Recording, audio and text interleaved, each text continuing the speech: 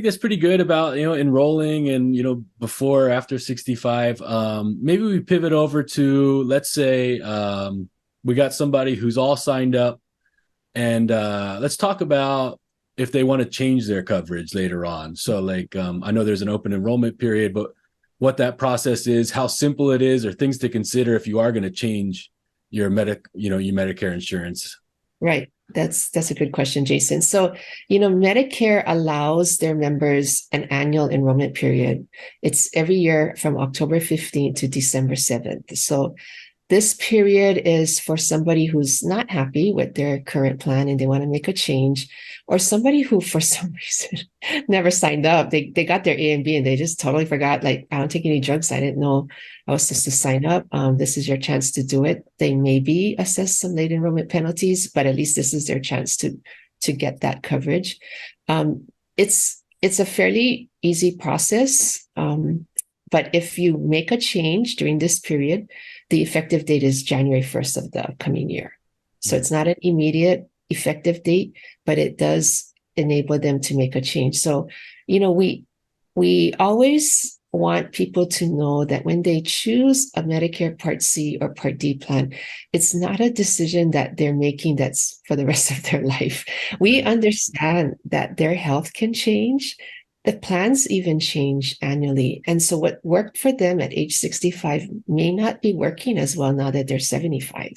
So it is always a good idea to review the plan. And that's what I do during this period. I sit down with people, get an idea of why are they asking me? Like, there must be some pain points. Is it the cost of their medication? Is there a doctor that's not happy with the plan that they have? Is there a benefit that they hear a friend has from their plan and they want that benefit? Whatever it is, we can look at it. And sometimes we find that there is a better plan for them. Sometimes I sit down with them, we go through their needs, and we say, you know what, you are in your best plan. This is where you need to be. I know you want this benefit, but your primary care doctor does not accept that plan. So we got to stay where we are. This is the plan all your doctors accept, and we don't want to, jeopardize any of those relationships with your doctors. So yes, I'm happy to sit down and review people's plans to determine whether a change should be made. And I didn't say this in the beginning, but there's never a charge for my services. So it's always a good idea to give me a call. They wonder and this way they can know either they're in a good plan or maybe there is a better plan for them. Yeah, I mean, one of the things I remember you explaining to me several years back now was one of those decisions is because they really like their insurance that they had with their employer, or they maybe potentially their whole working career, and they wanted to, maintain that relationship. And from what I understand from you, that is possible, and that might be the right solution for you. But again, that might not be the best solution for you. It just depends. Yeah. Correct. Yeah, and there's two things that we can kind of count on each year, is that the plans are good just for a calendar year. So we are getting ready to get 2024 plan information. So there's always a chance that the plans will change a little bit. Many years they change very little, but we do have some years where there's some more significant changes. But the other thing is, I always tell people, and we are constantly changing as individuals. So, their health needs may have changed, their financial needs may have changed. Maybe a plan they could afford before is getting harder for them to afford. So maybe we should look for something that fits into their budget better.